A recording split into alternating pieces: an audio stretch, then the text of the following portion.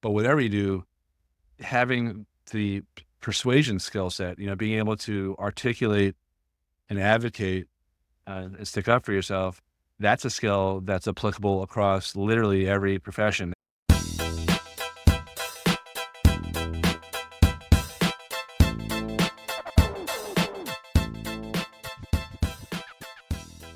Hey guys, and welcome to the Skilled Dad Podcast. My name is Zach Reeser. I'm your host. And if this is your first time joining us, I want to say welcome. And if you're part of the Skilled Dad Society, coming back for another episode to learn so that you can get equipped and go apply it, take some action, you're in the right place, and we're glad to have you back. I have a question for all of you listening. Close your eyes. You can if you want. You've got your kids. Maybe they're 9, 6, 3 like me, maybe they're 12, they're 14. And all of a sudden, your eyes open wide and you're like, oh crap, I got to figure out how to pay for college. I'll get to it later. Or maybe you're one of those that's way ahead of the game and you've got your fully laden plan out there and you're going to have like a surplus. Well, today, I've got a guest that's going to walk us through some things that we can actually go and do and apply in the realm of preparing for that day that some of us look forward to, some of us dread, probably a little bit of both, when our kids are going to go off to school. And he and I had a conversation a couple weeks ago at this point, and he's just a wealth of knowledge. And so today we're going to have Mr. Andy Lockwood joining us, and he is the CEO of Lockwood College Prep. And he's been on TV, he's been on a lot of podcasts, but ultimately he's got just this wealth of knowledge. And we're going to dive into that. And some of the things that he shared with me, I was like taking notes already. So buckle up, boys and gals who are listening. We're going to have some fun. But Andy, I want to say welcome to Skilled Dad Podcast, and thanks for joining us. Yeah, thanks for having me. I'm very much looking forward to this chat, and any awkwardness, fire away. I'm all about the awkward, as you said off the air. You're in good company. Everybody's like, what is he talking about? I always say something awkward at the beginning before we hit record button. That way we can get out of the way. And as those in the society that are coming back, I didn't get it out of the way. It just keeps rolling. But no, Andy, I'm excited to have you. And I'm still working on, for those listening, you can go watch the video later. He's got some beautiful pennants in the background of a number of schools. And I let him know last time I need to find a nice bright orange Go Vols pennant so you can put on that wall. Checks in the mail. A naming rights program that we can talk about off the. Okay, perfect. I'm gonna NASCAR myself out. We can, there would be a good patch like right there on your shirt. It's like the NIL of, making it happen. So, well, Andy, again, welcome, and would love to. Let's just dive in. I'll hand it over to you, but a little bit about your background, who you are, your dad, like us. That's probably how you got into this game. And we'll just kind of take the conversation from there. Sure. Yeah, I'm a dad. I've got 4 kids. I've got 3 in college right now as we speak, which is almost as easy for me to say at this point. Not really. So I'm not only a dad, I'm also my own client at Lockwood College Prep, and I've actually been in the college advising field for 22 plus years. So we got into this way before it was like a pressing issue. You mentioned before in the beginning how there's some people I imagine who are watching or listening, and they're like, "Holy crap, what am I going to do now? My kids are going to school next year or 2 years from now. I haven't done anything." So. For those people, that's a lot of our clients who come to us. I refer to myself as a late stage college advisor, and our firm, Lockwood College Prep, helps a few different things sort of combined under one roof, which is, I guess, sort of unusual, for people in the college advising space. One of them is we help with test prep, SAT, ACT. We also help with what you mentioned before, the financing aspect. So my wife kind of heads that part of our business, and I think she has like 400 to 450 different families per year that she will, do all the financial aid applications for. And then I supervise the part of the business, which is about helping kids position themselves to optimize how they look on paper when they ultimately apply to college, but also to help them, pick colleges that are going to help them succeed, not just in the 4 years of college, but the 40 plus years after they get out of college. Right. And we work with kids, with young kids too. I mean, it's not just 11th graders.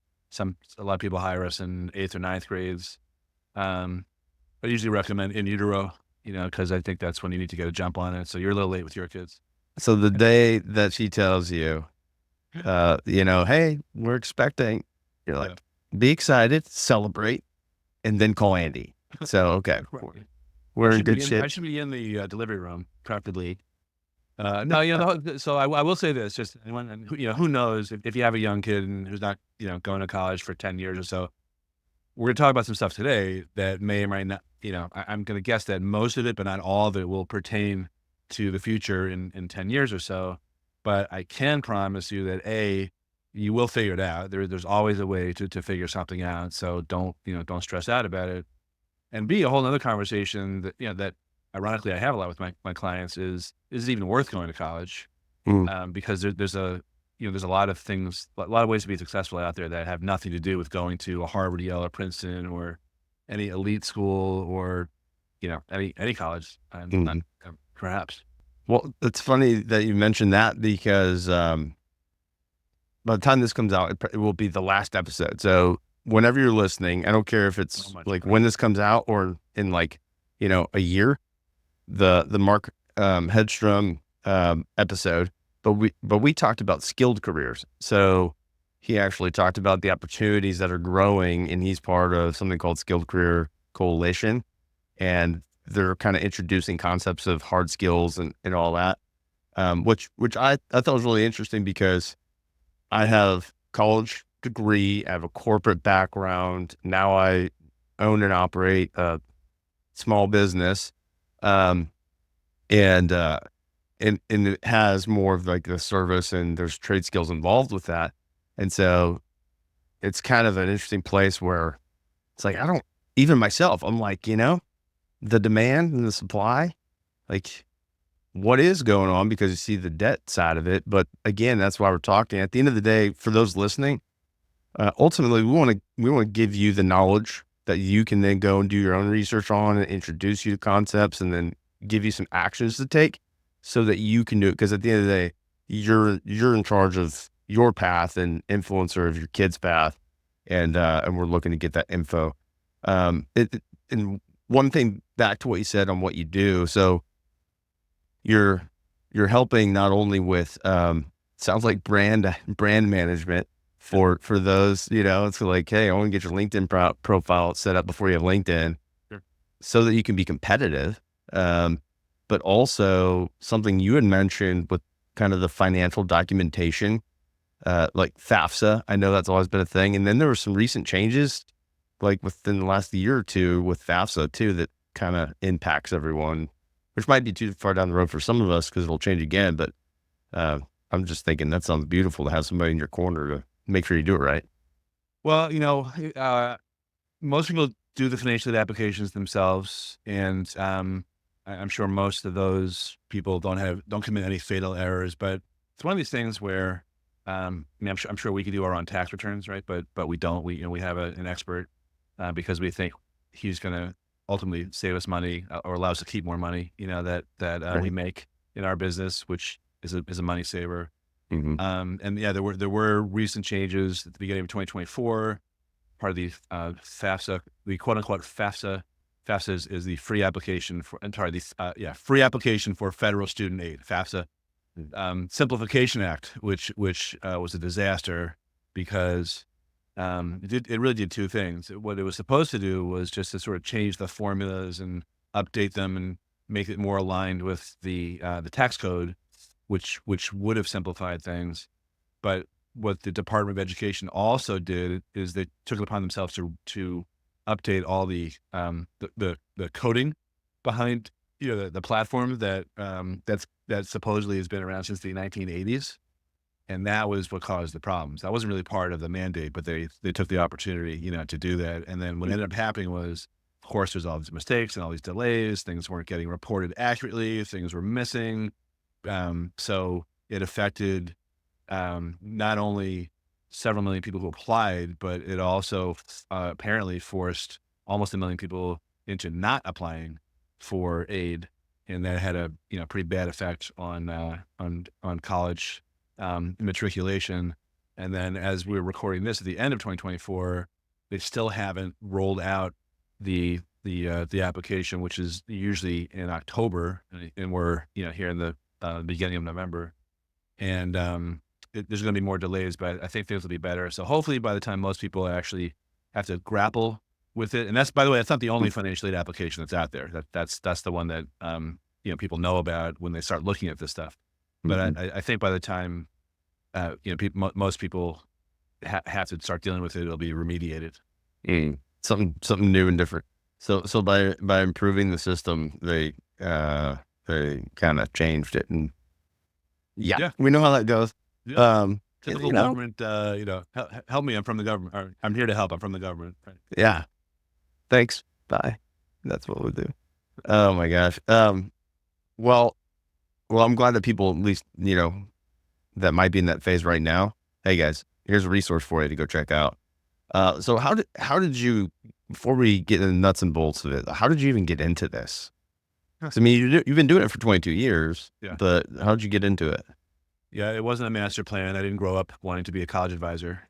That sounds fun though. I mean, you got a cool wall. I didn't even know something like that existed when I was going to high school. I basically, I'm a recovering attorney. I was a corporate lawyer, and I started my own financial services firm after my previous employer was purchased twice in like a 6-month period. Ooh. And while I was starting to figure out how am I going to bring in business, I started attending marketing conferences. This is around 2000. And I met someone who was a college advisor out in California, and he sort of talked me into being coached into the college funding and college advising business. So it was almost like getting a franchise, but it was a coaching program, and I just stumbled upon it and it made sense to me. So I went for it, and I muddled along for a couple of years. I didn't really understand it was a real thing. But didn't give it a lot of credence. You're like, I'll do this, but I was involved with trying to run a financial services firm that did stocks, bonds, mutual funds, and mortgages and all this other stuff. Mm-hmm. But then I started realizing, because of my own experiences, I mean, I had more than $100,000 worth of debt between college and law school, which is nothing compared to kids today who come out of college and law school. Yeah. And so I was personally sensitive for it. It was almost like this field found me, not the other way around.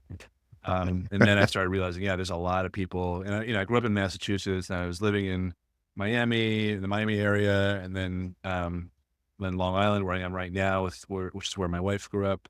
And there's just a lot of people in those three areas who, kind of grew up with the same type of obstacles that I had. So that was an eye opener for me. I wasn't some outlier freak. So then I realized it was a real business, and jumped in with 2 feet about 2 years after I sort of, dabbled with it. Oh yeah. I would imagine if you've been doing it for 22 years, I mean, with the market, I mean, you've talked about like a market and the cost associated and how it's gone up exponentially. Cause I mean, you said you came out combined debt of $100K after undergrad and law school. That's like, well, it was actually more. So I went to a very expensive Division III basketball college in Connecticut. And then I paid off those loans, living at home for 6 months, and I bartended 7 days a week, 3 different jobs. And then 3 years later, went to law school. You were hustling. Racked up the loans all over again. Yeah. You got back to zero. You're like, let's do that again. I know I can do it.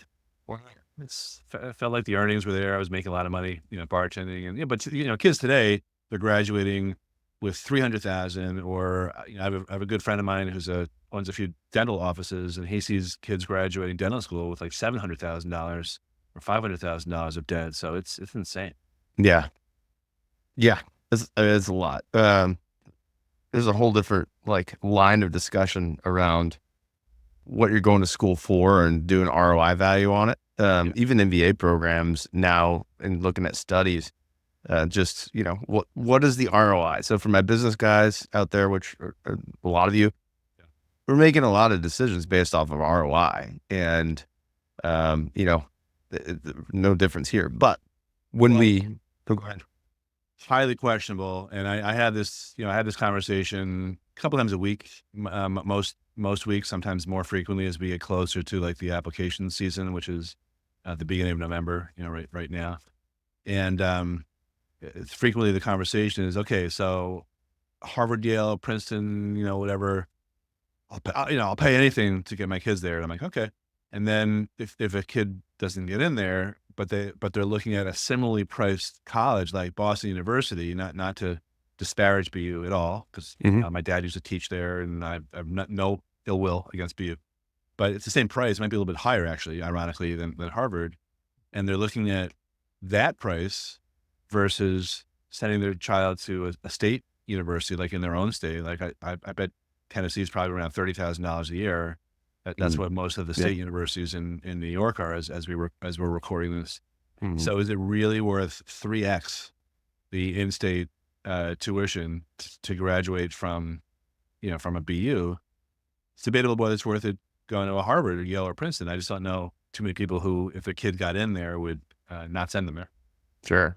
Yeah. Well, there's brand value. I mean, it's brand. There's brand, right? And there's other things that come along with those. But yeah, That's not the quality of education, because the textbooks are basically the same at every school. The professors are more or less the same. The kids are more or less the same, similar backgrounds. The question is the brand really worth 300% more right. than your in-state flagship school? Because if you go to Tennessee or a SUNY Binghamton, or and whatever the state flagship university is, and maybe you're in the honors program, you're probably going to have a real good leg up Yeah. in terms of employment after college. Yeah. I can't disagree with that. I, I don't know any studies because I know they're out there, but like you said, you didn't necessarily go searching for this. You went to law school, you had a path, and then it diverted. I would venture to say there's a lot of us. Most of my friends that I know did not go to school for what they're doing. Right. And so again, it's research and figuring out. However, when we get to a place where we're like, okay, we're going to craft a plan financially or beyond financials, the whole holistic college prep side of it. I want to prep my kid for success, and I want to give them the opportunity to have that and be the guide to make them the hero with it.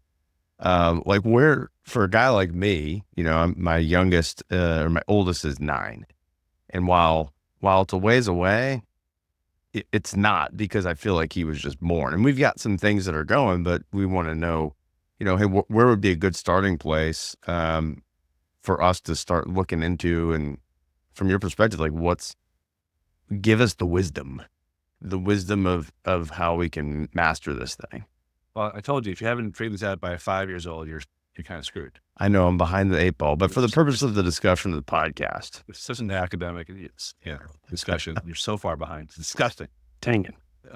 So, I mean, the things that it takes to get into a top school, which, again, let's just assume that's the goal, because, most families, that I talk to, that's what they're primarily interested in. You want to have as many options as possible. So, what top schools are looking for, and by top school, I don't just mean Ivy Leagues. I mean any school that admits less than 50% of their applications.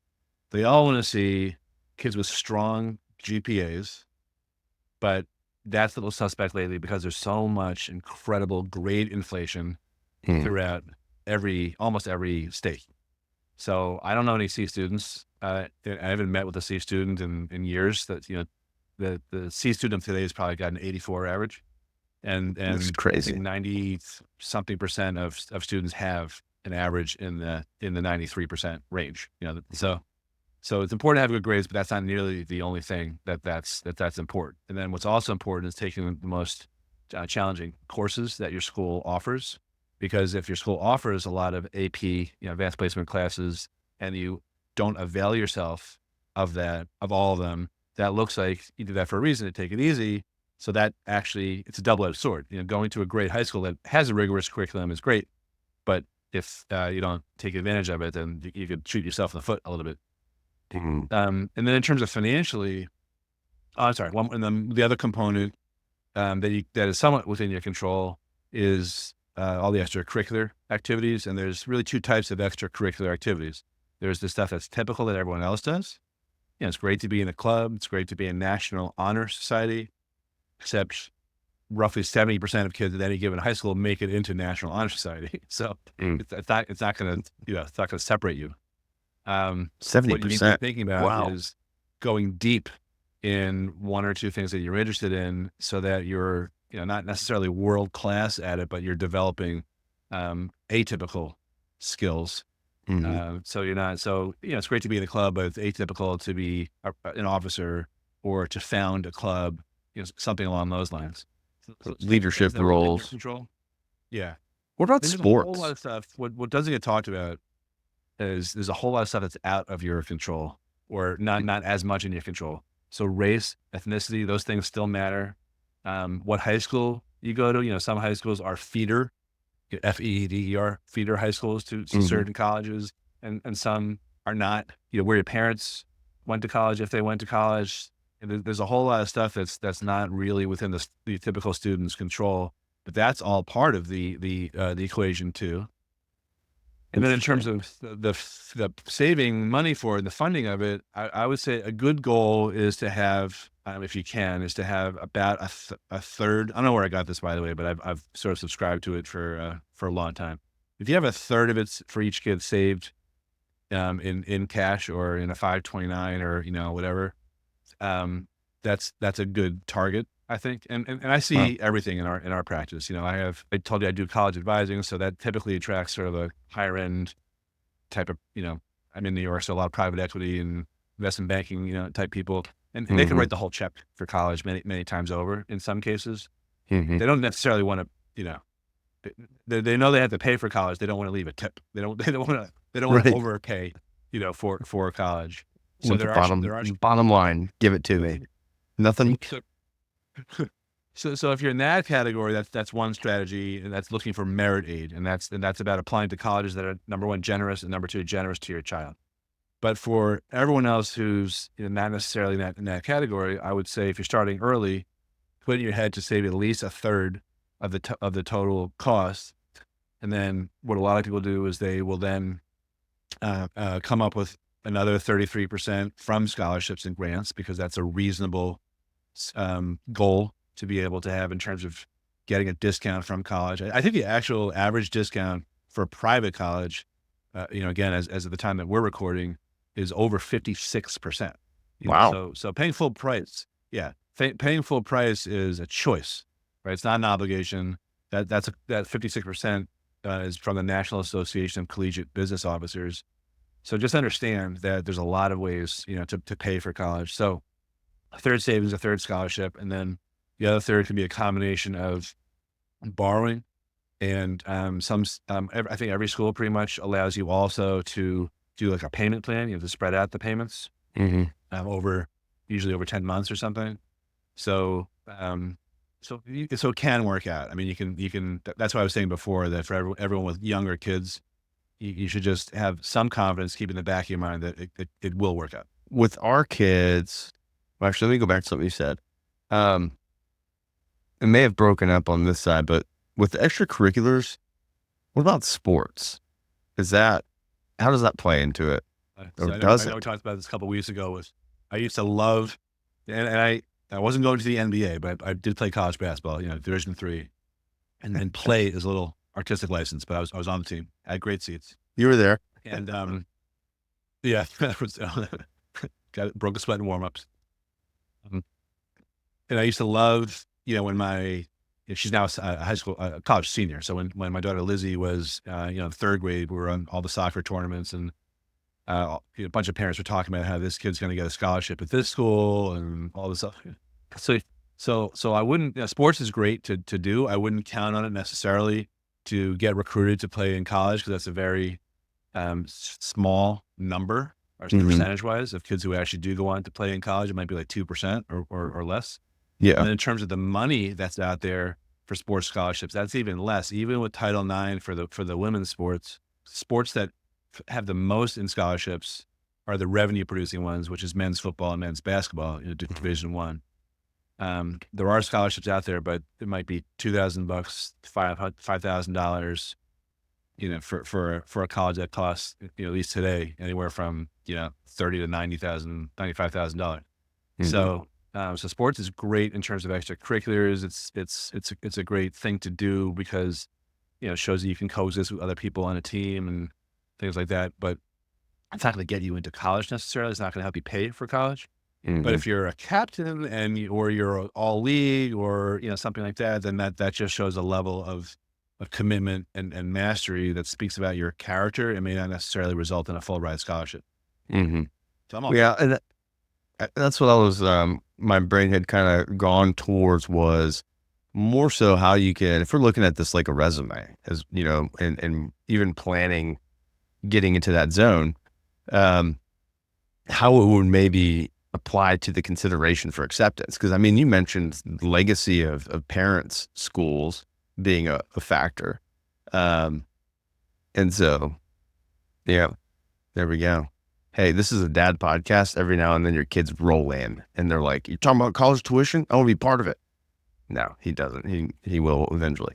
But extracurricular. So if anybody's sitting here and they have the new Messi playing soccer and he's at 5U or something like that, statistically could be off. However, I'm a huge fan of team sports. How can we utilize that? To put it on the resume and to tell the story for an acceptance. And I didn't even know from you're the expert in that side of it, what they're looking at. And you mentioned a couple of things. I was like, really? I don't remember that being part of it, but good thing they went to good schools. It's a lot different than when you applied to college and a lot different than when I applied to college. But playing a sport in terms of the signals that it sends to admissions officers, I think is very valuable. And there's certainly a difference between, between playing a team sport like soccer versus only being involved with individual sports like, equestrian stuff or other types of individualistic sports, because they send different signals in terms of your character. I'm not necessarily saying that everyone who does horseback riding is a, spoiled brat who, can't get along with peers, but that is one of the stigma that is associated with people who do individual sports, including horseback riding. It's interesting because I laughed, but I guess it was like, should I laugh? This is just a busy day in my house today.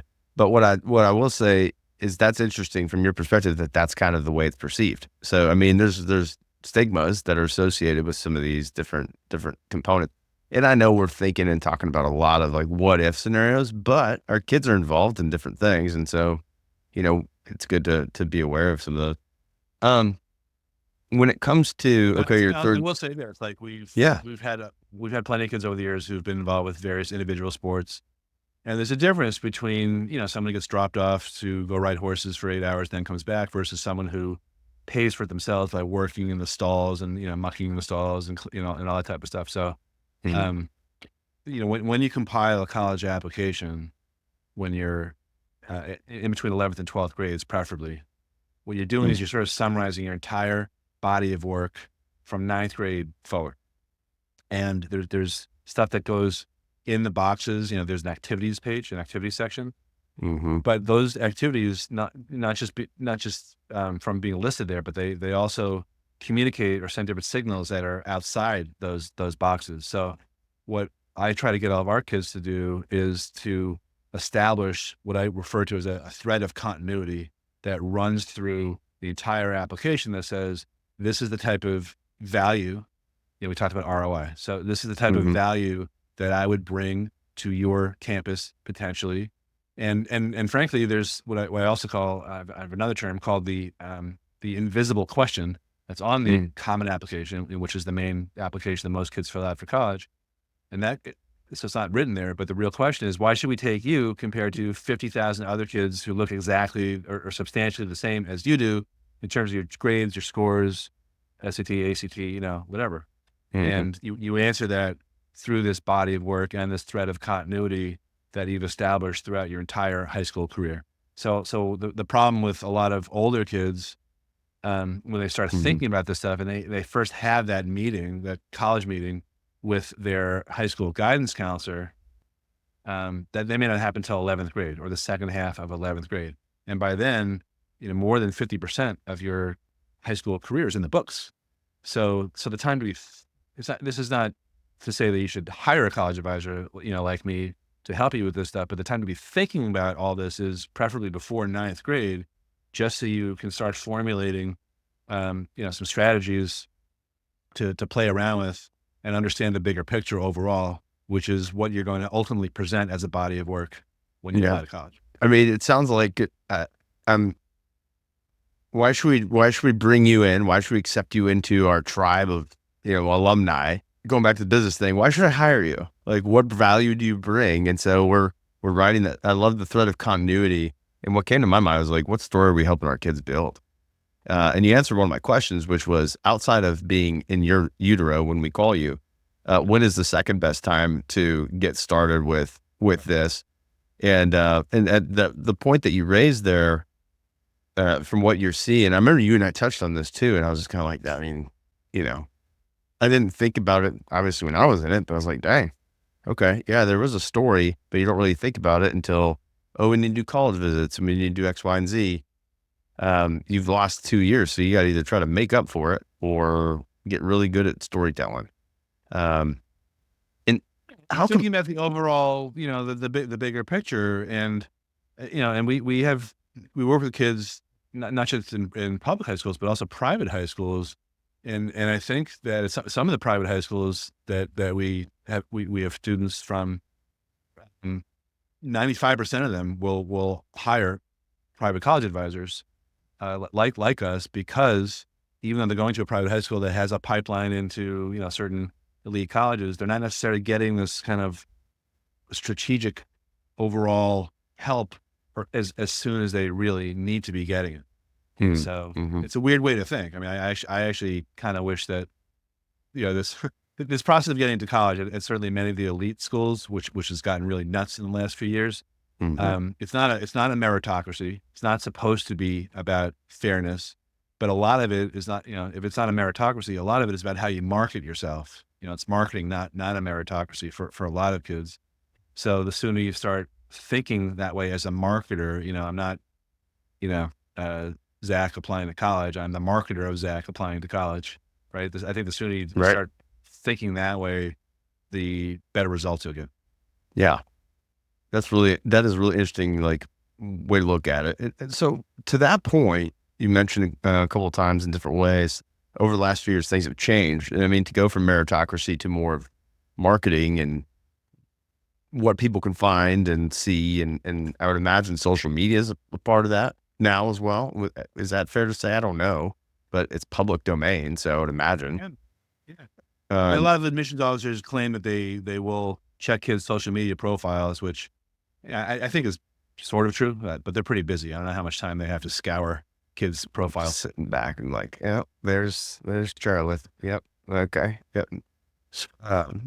Can I tell you a damaging story at my expense? Sure. Absolutely. Okay. Why not? It's awkward. Right? That's right. This is going back probably 7 or 8 years, maybe longer. And I had this client. She was a high school, I guess, rising senior. She's very social. She's a good-looking kid. She, party girl. And she was like, "Do me a favor. Can you?" I went through my social media, but can you just see if there's anything on there that would be damaging, to an admissions officer? I'm like, "Yeah, it's a good idea. Sure." So I did that, and then I got onto her Instagram, and I most of the time, I have a real office, but most of the time I'm working out of my basement, which is inherently just creepy, right? So there's like 2,000 photos or something, and I'm flipping through them. And it's like 5 minutes go by, 10 minutes go by, and I'm like, wow, I feel kind of creepy now, because there's all these pictures of this, like, cute kid. It could be one of my daughters, in cocktail attire, or what kids wear today, which is a lot different than what kids wore when I was growing up. Yeah. And I'm like, oh man, this is really kind of how much longer I can do this. And then I think 20 minutes into it, I was like, oh, there's one. Okay, there's a photo of her at some like wedding or bar mitzvah or something like that. And I'm like, okay, that's the one you got to get out of there. I mean, but it took me 20 minutes to get there. I don't think anyone's going to be spending 20 minutes doing this, but delete that one and we're good. And I'm never doing this again.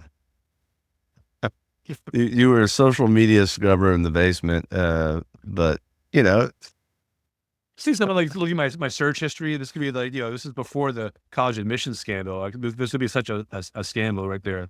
I have another client who she's the mayor of one of the local villages here, uh-huh. and she and I did a Zoom with her. Thankfully, it was her son, not her daughter, and he shows up and he's like not wearing a shirt, for a meeting with his college advisor. On the Zoom, And I'm like, sweet. yeah, I'm like, oh, I didn't realize this was a shirt optional meeting. And she's like, Sam, I told you to put on clothes. You say, oh, I never wear a shirt. I'm like, do me a favor, wear a shirt. We don't need this to be the next scandal involving, a politician and someone like me. Oh my gosh, good thing you have a lawyer degree, like background. That's solid. No sense of humor. Oh, absolutely. But I mean, okay, so the stories aside, like those are real things that are happening. And so us as dads and parents, it's like, okay, how do we best prepare our kids and coach them and guide them? And it sounds like she did. He just didn't listen. So, it Well, happens, but maybe we'll just after I pointed it out, yeah. before we turn the camera on, it's like, make sure, hey, do you have your clothes on? Okay, cool. Come on over here. Yeah, it's a business meeting. I mean, That's it. there's all sorts of stories about people going on interviews that are Zoom and they're like their messy bed is behind them, or they're. I heard about some kid who was asked, "Oh, can you stand up?" Because they had a business shirt on. He's like, Mhm. "What do you mean? Just stand up." He stood up. He had pajamas on, and the hiring person was like, "All right, next." Uh, when Skype was a thing, it was newer. So here's my awkward story. Um, I've always been like a tech nerd. And so, I was excited because there's a couple of you probably listening. I was excited when I was like, okay, Skype is now like actually better, more functionality. We can have this team meeting. And my team was spread out like all over the western half of the US. I was like, we're going to do like a weekly team meeting, yada, yada. And I bought these nice 12 megapixel cameras, and tried to coach half of them through it. But there was one guy in particular that I did the same thing, and had him stand up. And afterwards, he was like, what was that about? I was like, dude, okay. Here's the rule is always whenever we have a meeting, you've got to have pants on. So I was just making sure that you had pants on for the meeting. And it was a running joke for a long time because, and he did have pants. I knew he had pants on, otherwise that would have been really weird. But just a way to say, hey, if you're in a business meeting, on camera, put your pants on. So, I have one more quick story. I just thought of if you want to hear it. Let's do it. This didn't involve me directly. I was talking to a buddy of mine who owns like a private lacrosse travel club. He's got a few teams that he's responsible for, and he heard about one, and he played three sports at an Ivy League school, and he's very involved with recruiting. And one of his kids, or he heard about some kid who was going down to visit a coach on an official recruiting trip, and the kid, she was a girl lacrosse player, posted something like, "Oh, I can't wait to get all banged up down at University of Maryland. We're going to go out hard, with all the players, right?" And one of the people on that who played for that coach at the college team showed it to the coach. And when she interviewed with him as part of her official trip, he said, "Let me ask you a question. Do you have an alcohol problem?" And she had to bend over backwards to try to overcome that. And I don't think she ended up getting recruited there. Oof. So they are watching. Don't take it lightly. Even if they're not going to scroll through 20 minutes of photos like I was doing, you certainly don't want to create a digital trail that could come and harm you. That's a fair point for anybody listening and coaching kids. Because I mean, once it's out there, it's out there. And I say that while I put this podcast out there. Who knows what kind of crazy things I've said. But Grandchildren will watch this. I hope, legacy. Trying to leave a legacy here. Yeah. So Yeah, they're going to hear your story and be YouTube like, or Grandpa's legacy. What was that? Pants and everything. Yeah. What were you saying, Grandpa's sir? paying for your college. We hope so. I do believe in meritocracy, so you better be good. I'm just saying. Okay. Well, okay. I'm curious, like outside of, we've had some really good tips, but like succinctly, based on your experience in 22 years, you got 3 kids that have gone through this process. Um, how long? Well, okay, here's a big question for you, Dad. How long until your nest is empty, or at least from a not high school younger group? Yeah, I'm not sure if I really believe in the empty nest at this point. So, The theory of so it. I'm done. It's hard for me to visualize. Yeah, but we're gonna drop from 3 kids in college to 1 in college next year, in Wow. a year. So that'll be like a vacation for me. And yeah, I mean they're all, I think they're all doing what they should be doing. My fourth one, my oldest one, has been out of college a couple years. He's gainfully employed. He's got a real career. He's in a good situation, and Awesome. the other ones are on their way too. I've one, my daughter's graduating this spring from University of Michigan, and she has a job already lined up, so that's good. So that's 2 off the payroll, and then the other 2, I think they'll be fine. Yeah. Well, you've done well. And you know, we have a big part of what happens with them and as they grow and get going. So you've done a good job with that. So being that you're 1 year away from the empty nest theory, um, what what are 3 things? We're gonna kind of put the financial prep side to the side, and as a dad, being where you are and what you've seen and experienced, and you've got they're flying, so to speak. What are 3 things that you'd give to a guy like me, or I also have a good contingent of guys that are just getting started. Like they're either babies on the way and they're doing pre-homework, which for you guys, rock on, keep going.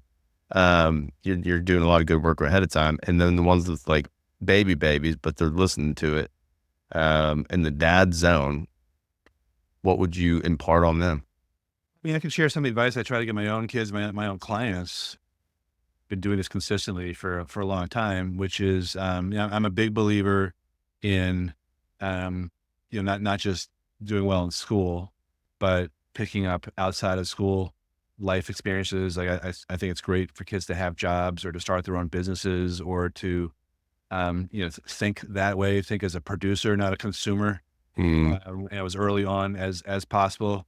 My oldest son right now, who just turned 26, he had a job at the local auto body place at like when he was 14 or something, illegally, and hardship, the owner of the business hardship. he was a great guy. His brother worked for him. His brother was a heroin addict, and Oh so my wow. son would like, come home and talk about the needles that he saw. I'm like, oh, I mean, I don't know if this is the right thing, but he figured that, and he's got he developed a good work ethic. So I think that is invaluable for anyone. And I have, like I said before, I have some pretty affluent, clients, and they tend to, even though they don't need to do this, they tend to have kids who work, who Hmm. who are doing blue collar type jobs, or being a bar back, or hostessing and all those types of things. So I think those are great things because they teach, personal responsibility.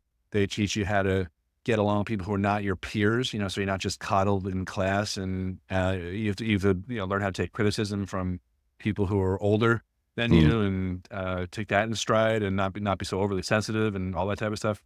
I think that's really important. I think another, from a skill standpoint, I was talking to a couple of our older students right now who are in 10th, 11th grades, and I had the same comment with 2. They're totally different kids, but when we start working with students, the first thing we do is we give them a sort of a strength finding personality assessment, online 30-minute type of exercise, and then they meet mm, with our career counselor, who's a former college admissions officer, but she's also certified in this assessment strength finding methodology. mm, And one of the kids looked like he was very well suited for being in finance and maybe even, I think, engineering. But one of the other things that came up was persuasion. And I was saying, like, you could go into a career in finance. I think law was another one, or law. mm, But whatever you do, having the persuasion skill set, being able to articulate and advocate and stick up for yourself, that's a skill that's applicable across literally every profession, every walk of life, because the people who are, be curious to hear what you think, but my experience is the people who are the most successful in their lives have learned, it's not necessarily because of their skills. They have to be highly skilled at whatever they're doing, but it's not really about that only. It's really more about how they've learned how to sort of advocate for themselves and promote themselves in a way that's sort of congruent for themselves. They don't have to be a Hmm. politician or something, but they do have to learn how to advocate for themselves. So I Hmm. thought that was, I tell a lot of kids that I think that that's very, very important to do also. And then, That's a good I one. guess, You asked what I thought. I want to just throw in there because I'm a, you know, I say former, but I'm not, per the point I'm about to make. Uh, Career wise, I was in sales, sales marketing, led sales teams, all that. And I would talk to a lot of people say, oh, sales, I can never be in sales and this and that. I was like, really convince me of that. Like, why would you not be able to be good in sales? And then start, going down the path of, well, here's why I wouldn't, and this and that. I was like, boom, you're selling right now. right. As You're telling me parents, why you shouldn't be in sales. Yeah. exactly. Right. And so as parents, we're selling stuff all the time. The kids are selling stuff all the time. And that's persuasion. So I think that's a really interesting point and a great one because that's applicable to everything.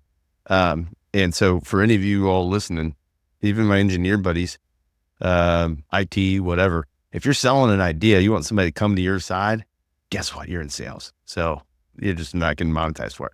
But no, I think it's a great point. Good. Thank you. Yeah.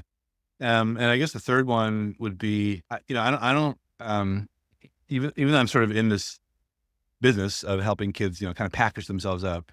I don't like that word, but I think it's accurate.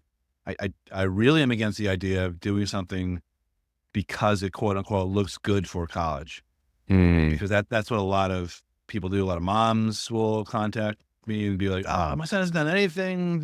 I read about all these kids on, on Reddit or on Niche or all these other places that they've, they started their own charities or on 501(c)(3) nonprofit, and and I'm like, yeah, that's fine, but if everyone's doing that, that's not going to really help you stand out, right? So, mm, so let's look at what your son or daughter is really into doing right now as valuable to them in and of itself, not necessarily having to do with college. And now let's see how we can accentuate or plus that so that it not only is personally valuable to them, but it becomes more valuable to their own personal growth, personal development. And in addition, it probably will just inherently look good for college, but in that order, personally mm. valuable, and then it'll help them stand out just because that's the way it'll tend to work out. That's an interesting point because I think I had asked a question before that, sometimes something comes out and you're like, I kind of immediately regret that. But it's like, what are the things that you can do? And I think with the right lens, that's good to know like, hey, what stands out? But I can see where you could fall in the trap of competition and doing the things that you think will win, but then you're losing the authenticity of what your kid actually enjoys and the opportunity to grow. Which, I don't know what happens after they actually get into school, but Right. do they now have things that they enjoy and can go do? And maybe they did all these great things and people know about it. And then they're like, yeah, I did that, but man, I hate that. And so the value that was created on paper is like, okay, well, that stinks. Yeah, well, That's a to great just point. take yeah, that's a great point. So to take it a step further, that charity that you founded, that you wrote about in 15 different essays to all these different colleges, and you helped all these people, and you're such a selfless champion of people in need.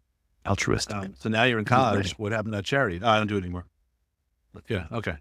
So you talk about authenticity. I think admissions officers, by and large, are trained to sort of sniff that out, like a mile away when they're reading Mhm. about it, because you know I have a bunch of former admissions officers who currently work for me and have worked for me over the years, and they know that the charity was founded by daddy's attorney or accountant who filed for the 501(c)(3) and, all that type of stuff. So it's not authentic necessarily. Another one of my phrases is, look, if you've done no service at all, in freshman year or sophomore year of high school, don't be a born again junior and all of a sudden have this like, epiphany and a spasm of like five different charities that you found and 3-on-3 flag football tournament to stamp out breast cancer, autism, and a disease to be named later. I mean, All the it's so things. obvious that you're doing this just to look good for college.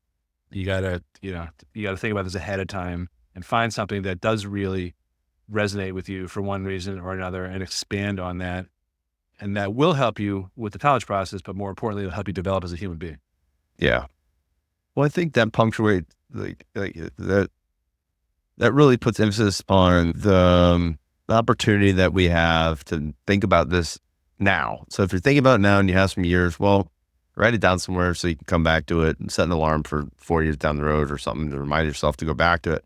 But is that if we at least have the semblance of a plan and have that to help them authentically grow and find the things that they're want to get plugged into, but then also what they could do to stand out early on, that helps us from avoiding the reaction of, oh shoot, I gotta catch up and do something, and then just make it completely obvious and not even enjoy what we're doing. That's 2 years. It's still 2 years. It's half your high school education if you were to be a born again junior and just get started.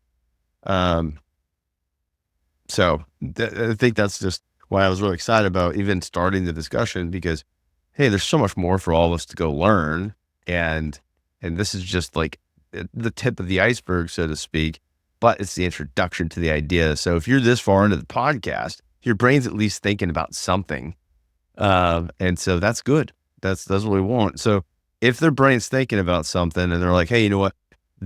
I'm in that space now where I need to really actually be more intentional about it. And maybe I got a sophomore. They're not quite born again, but I need to get there. Or early on, and hey, what do I do? Make a plan. I want to talk to Andy. Where can they find you? Well, I'm shamelessly all over, various social media platforms, but I think various attention-seeking platforms. But I think the best way is either go right to our site, which is lockwoodcollegeprep.com, or call us 516-882-5464. I'll say it again, 516-882-5464, and lockwoodcollegeprep.com. Sweet. I'll include the info in the notes too, especially phone numbers if you want to go back and give them a ring. You mentioned being shamelessly plugged in all over the place. In the discussion I had with Mark too, he made a comment that made me feel like, old, which I am not. Like any of us listening to this, we're not old. We're just more tenured and wise. Good. Absolutely. But they focus really on I guess Gen Z, but not even Gen Z anymore. What is it? Gen Alpha? Like the kids that are young and coming up, and he said, if you want to, when you're talking to people like our age, send them a website. If you're talking to anybody else younger, send them all the social media handles. They don't even go to websites. Like they have one basically for the parents to go to, and then everything else is all social media. So, it's be where the people are. And I appreciate you being here where the people have been, and walking us through some of the tips that we can do and actually apply, and also sharing some of your shameless stories that we'll hold on to for eternity in the digital space. Well, this is a fun conversation. I knew it would be. Thanks for having me, and I hope, if I could leave with some parting, I guess, sort of summarized version here. Absolutely. We're talking about really principles, right? So the tactics will change, but the principles of, what value are you going to bring to this campus, and how are you going to stand out compared to tens of thousands of competitors? I think those are the main, and again, it's all going to work out. Like just because you don't get into, the school that had a great football season last year, or, where you love the mascot or the hoodie or whatever, it doesn't mean your life's over. There are so many successful people who never even went to college, or just went to regular colleges or community colleges. They didn't necessarily get into an Ivy. So it all works out. There's no correlation between where you go and who you will be. Good words right there. That's very good. Well, Andy, it was fun. So we'll stay in touch, of course. But if we ever, want to jump on here again, you got some more wise words for us, I'd love to have you. But Awesome. yeah, thank you for being on. My pleasure. And I'll get that tenant to you for the wall. Thanks, Andy. Well, guys, if you've made it this far into the podcast, hopefully you've had some fun. I know I have. Some great stories that Andy shared with us, and also some great tips, some things that we can actually like tangibly go and evaluate. Hey, what are we doing? If anything, if you're in that place, if your mind is already around the college world and the college prep, Andy's wealth of knowledge. So go check him out. Again, the information will be down in the show notes, things like that, but lockwoodcollegeprep.com, and shamelessly all over the socials. Go check them out. But I really want to kind of double tap on one thing, and this can be a quick wrap here.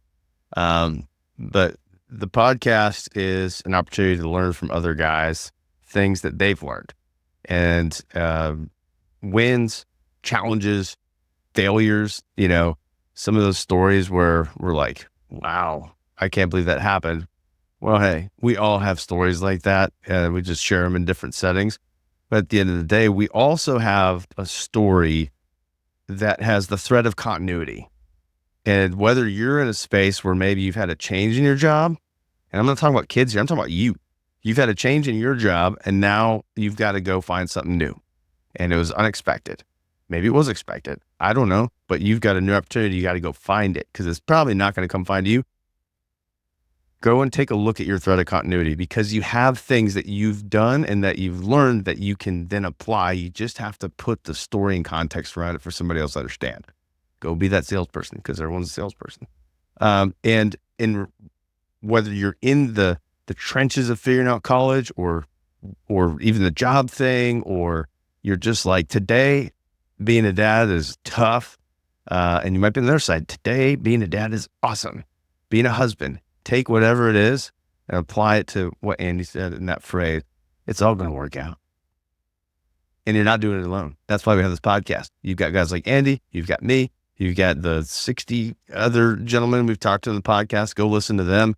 If you know somebody else that they've gone through it, share the podcast with them. At the end of the day, we do what we can to equip you with knowledge that then you can take and apply action to, repeat, gain skills, and help yourself stay in the fight so that you can help your kids win at life. I appreciate you guys. Come back next episode. But until then, take some of these things, see what you can do to apply it to your life on your journey to becoming the skilled dad.